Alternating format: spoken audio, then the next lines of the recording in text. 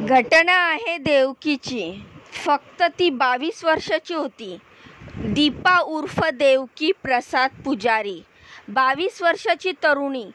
पदवी प्राप्त झाल्यानंतर तिने आपल्या आयुष्याचा नवा अध्याय सुरू करण्याचा निर्णय घेतला होता.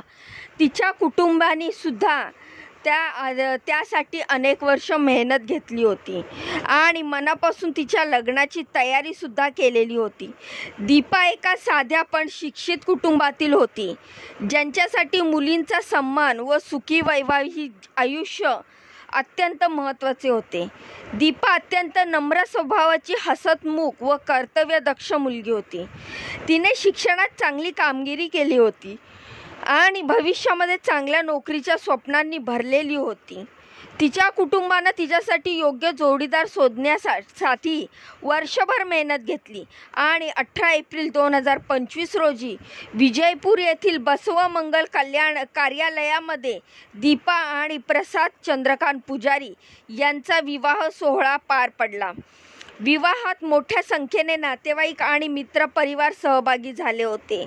लग्नासाठी दीपाच्या कुटुंबाने अंदाजे 10 लाख रुपयांचा खर्च केला होता.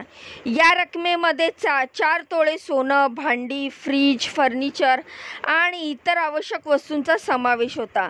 दीपाच्या वडिलांनी प्रसाद आणि त्यांच्या कुटुंबियांसाठी पारंपरिक हुंड्याच्या स्वरूपात सोनं आणि आर्थिक मदत मोठ्या प्रेमाने दिली होती. लग्नाच्या दिवशी आणि लग्नानंतर सुद्धा दीपाच्या कुटुंबियांनी सर्वतोपरी सहकार्य केले. दीपानं दुसऱ्याच दिवशी पुण्यातील हडपसर येथील तिच्या नवऱ्याच्या घरात प्रवेश केला. तिच्या नव्या घरात सुखी आणि समाधानकारक जीवन घालवायचं होतं. मात्र त्यानंतर घडलेली घटना तिचं आयुष्य उद्ध्वस्त करून टाकणार होती.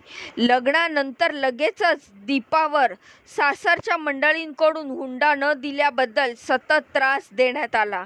तिच्या नवऱ्याने, सासूने सुरेखा चंद्रकांत पुजारी, सासऱ्याने चंद्रकांत पुजारी आणि दीर प्रसन्न चंद्रकांत पुजारी यांनी मिळून दीपाला शारीरिक आणि मानसिक आणि भावनिक छळ सहन करावा लागला.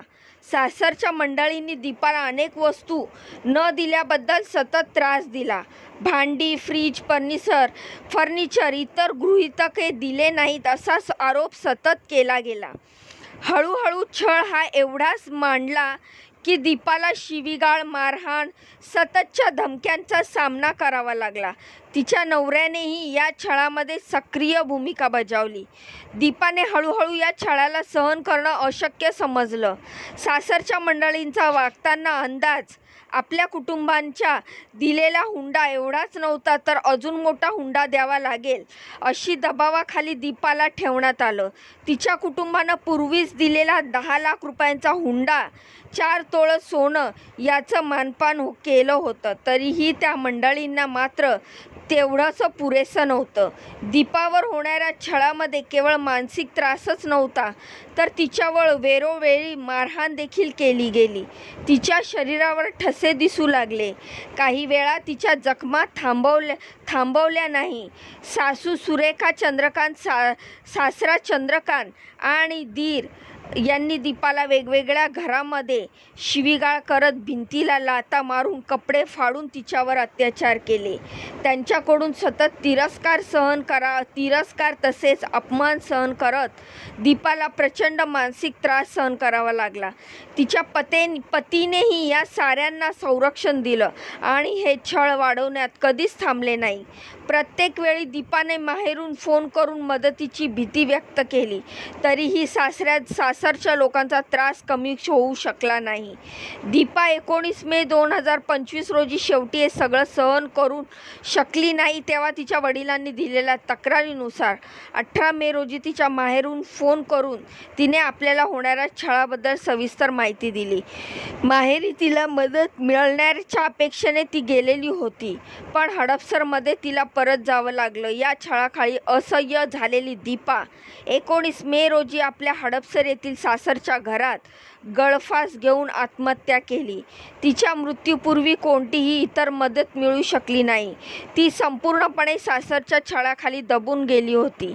या घटनेमध्ये दीपाचे पती प्रसाद चंद्रकांत पुजारी, दीर प्रसन्न चंद्रकांत पुजारी, सासू सुरेखा चंद्रकांत पुजारी, सासरे चंद्रकांत पुजारी हे सर्व आरोपी आहेत. ह्या मंडळींनी तिच्यावर झालेल्या छळाची जबाबदारी स्वीकारली नाही, उलट छळ करत राहण्याचे आरोप केले आहेत. तिच्या आत्महत्येपूर्वीच्या दिवसामध्ये हे सर्व तिच्यावर शारीरिक आणि मानसिक छळ करत होते.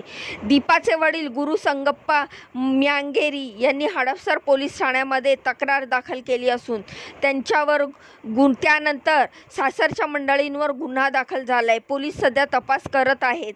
दीपाच्या आत्महत्येने संपूर्ण कुटुंब उद्ध्वस्त झाले. वडील, आई, भावंडे सगळेच या घटनेतून मोठ्या धक्क्याखाली आहेत.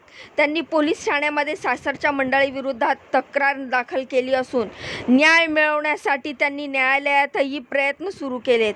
कुटुंबाच्या म्हणण्यानुसार त्यांनी दिलेला हुंडा आणि लग्नासाठी केलेल्या खर्चाची किंमत नवऱ्याच्या कुटुंबियांनी लक्षात घेतली नाही, उलट छळ सुरू केला. दीपाच्या आत्महत्येने पुन्हा एकदा घातक विरोधात जागृतीची गरज अधोरेखित केलेली आहे. हुंडा प्रथा केवळ कायद्याने बंद होणार नाही, तर समाजाच्या मानसिकतेने बंद करावा लागेल.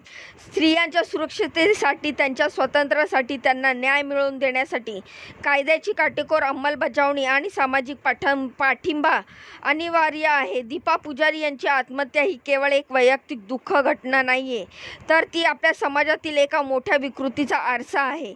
हुंड्याच्या नावाखाली होणारा छळ, मारहाण, अपमान यामुळे हजारो लाखो स्त्रिया आजही वेदना सहन करत आहेत. आम्हा सर्वांनी या प्रथेविरुद्ध उभं राहणे आवश्यक आहे, जेणेकरून दीपासारख्या महिलांना न्याय मिळू शकेल आणि समाजात महिलांचा सन्मान वाढेल. ही घटना ऐकून याविषयी आपल्याला काय वाटतं? आपली प्रतिक्रिया मला जरूर कळवा. चॅनलवर नवीन असाल तर या चॅनलला, यूट्यूब चॅनलला सबस्क्राईब करा, बाजूचं बेल आयकन दाबा, जेणेकरून मी जे माझ्या चॅनलवर जे नवनवीन माहितीपूर्ण अपडेट टाकत असते त्याची नोटिफिकेशन तुम्हाला येईल आणि एकही व्हिडिओ तुमच्यापासून स्किप होणार नाही. तर या माहितीबद्दल तुमच्या काय प्रतिक्रिया आहेत त्या मला कमेंटच्या माध्यमातून नक्की कळवा. जाण्याआधी व्हिडिओला लाईक करा, चॅनलला सबस्क्राईब करा.